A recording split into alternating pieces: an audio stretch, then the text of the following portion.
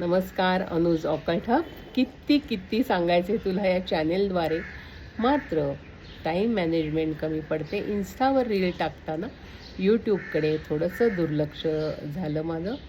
असो, मी संख्याशास्त्र म्हणजे न्यूमरॉलॉजीचे मराठीतून वर्ग घेते, रेकी शिकवते, नंतर टॅरो रीडिंग शिकवते आणि ॲक्सेस कॉन्शियसनेस बार्स ही थेरपी म्हणजे बार रन करते. मी जेव्हा संख्याशास्त्र या विषयात आले तेव्हा माझे मनी ब्लॉक दूर करण्यासाठी मला सर्वात महत्त्वाचा फायदा जो झाला तो दोन गोष्टींचा. त्यात एक ॲक्सेस कॉन्शियसनेस बार्स आणि दुसरं चक्रा हिलिंग. आज थोडंसं वाचून दाखवते मी. स्तोत्र मंत्रांचे विज्ञान या स्वामी सवितानंद यांनी लिहिलेल्या पुस्तकातली गोष्ट. म्हणजे आपण हो पोनो प्रेयर करतो किंवा आपण अफर्मेशन्सबद्दल बोलतो की मला आनंदी व्हायचं आहे, हे वाक्य 50 वेळा म्हणा असं आपल्याला यूट्यूबला दिसतं. अनेक जण व्हिडिओ टाकतात. किंवा रात्री झोपताना अफर्मेशन्स करा, सकाळी उठल्यावर अफर्मेशन्स करा. अगदी पहिल्यांदा जेव्हा उठाल तेव्हा लगेच जे काही तुम्हाला जीवनात हवं असेल त्याच्याबद्दलची अफर्मेशन्स. मग तुम्हाला बारीक व्हायचं आहे, तुमचं अमुक वेट हवं आहे, ते अफर्मेशन घ्या. किंवा तुम्हाला MPSCची परीक्षा पास करायची आहे, ते अफर्मेशन घ्या. किंवा तुम्हाला व्यवसायात अमुक पैसे हवे दर महिन्याला, ते अफर्मेशन घ्या. मी वेगवेगळ्या उड्या मारल्या वेगवेगळ्या व्यवसायामध्ये आणि शून्यापासून अमुक फ्रिक्वेन्सीपर्यंत पोहोचताना ह्या अफर्मेशनचा, ॲक्सेस कॉन्शियसनेस बारचा आणि हो पोनो प्रेयरचा मला उपयोग झाला. तर तेच एका उदाहरणाने ह्या पुस्तकात स्वामीजी काय सांगतायत ते ऐकूया. मी वाचून दाखवते तुम्हाला. वाङ्मय रूप म्हणजे काय? शब्द ध्वनी तरंगांनी उत्पन्न होणारी रूपाकृती म्हणजे वाङ्मय रूप. एक कृती करून पहा. जर का तुमच्याकडे TV असेल तर हल्ली बहुत लोकांकडे तो असतोच. त्याला थोडंसं अव्यवस्थित करा, डिस्टर्ब करा. मग TVच्या पडद्यावर चित्र न दिसता तुम्हाला फक्त उभ्या रेषा दिसतील. अनेक उभ्या रेषा दिसतील, असंख्य रेषा दिसतील. यांनाच विज्ञानाच्या भाषेत इलेक्ट्रोमॅग्नेटिक वेव्ज असे म्हणतात.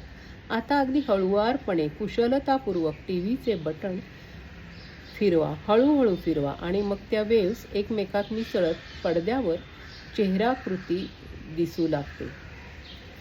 कोणत्याही TV रिले केंद्रावरून चेहरा प्रक्षेपित होत नाही, कुठलीही आकृती प्रक्षेपित होत नाही, तर त्या चेहऱ्याचे हजारो वेव्समध्ये रूपांतर करून त्या पाठवल्या जातात. TVमध्ये आतील मशीनची रचना अशी असते की त्या वेव्स एकत्र करून चेहरा आणि आकृती तयार होते आणि मग तेच आपल्याला पडद्यावर दिसू लागते. अगदी हेच विज्ञान स्तोत्रात आहे, शब्दात आहे. म्हणूनच वाङ्मय रूप म्हणजे अफर्मेशन्स सतत म्हटल्याने माणसाच्यात सकारात्मक बदल होतो, त्याला हवे ते मिळू लागते, असं ह्या स्वामीजींनी आपल्या स्तोत्र मंत्रांचे विज्ञान या पुस्तकात म्हटलं आहे. पुढे त्यांनी गणपती अथर्व शीर्षाची सुद्धा एक उदाहरणासहित कृती दिलेली आहे की जर का तुम्ही बाजूला वाळू ठेवलीत परातीमध्ये किंवा रवा ठेवलात अगदी बारीक आणि तिथे तुम्ही गणपती अथर्व शीर्षाचा वारंवार उच्चार केलात तर गणेशाची आकृती त्या वाळूतून, त्या रव्यातून निर्माण होते. हे ध्वनी कंपन आहे आणि ते वातावरणात पसरत जातं. हे सगळं समजून घेण्याचं शास्त्र आहे आणि त्या फ्रिक्वेन्सीला आपल्याला स्वतःला मॅच करायचं असेल तर एका दिवसात त्या गोष्टी होत नाहीत, त्याला 2-3 महिने द्यावे लागतात. हळूहळू या गोष्टी जातात सिद्धत्वाकडे, सिद्धीकडे. कारण 12 वर्षाचं तप आपल्या ही भारतीय संस्कृतीत सांगितलेलं आहे. तुम्हाला 1 करोड हवे असतील तर रातोरात मिळणार नाहीत आणि जर का लॉटरी लागलीच तर कदाचित तो पैसा टिकणार नाही. कारण तुम्ही ज्या फ्रिक्वेन्सीवर असाल तिथेच पुन्हा याल, तो पैसा असा तसा खर्च होऊन जाईल, नाही का? हे सगळं समजून घेण्याचं शास्त्र आहे, शिकण्याचं शास्त्र आहे आणि छोटासा हा माझा प्रयत्न आहे तुम्हाला हे सांगण्याचा ह्या माझ्या व्हिडिओच्या माध्यमातून. तुम्हाला हा जर का व्हिडिओ आवडला तर इतरांबरोबर सुद्धा तुम्ही शेअर करू शकता. तुमची अफर्मेशन्स तयार करू शकता आणि ती रोज लिहू शकता 369 टेक्निकने किंवा 555 टेक्निकने, म्हणजे 5 दिवस 55 वेळा असं एक टेक्निक आहे. किंवा रात्री झोपताना आणि सकाळी उठल्यावर ती अफर्मेशन्स म्हणू शकता. आणखीन एक अफर्मेशन्स म्हणण्याचा जो प्रघात आहे तो दर 1.5 तासांनी. याच्याकरता तुम्ही तुमच्या मोबाईलमध्ये अलार्म लावू शकता आणि 1.5 तासांनी ती अफर्मेशन्स म्हणू शकता. ते करू शकता.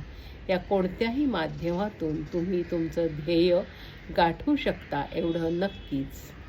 धन्यवाद. रजा घेते. पाहत रहा माझं हे यूट्यूब चॅनेल.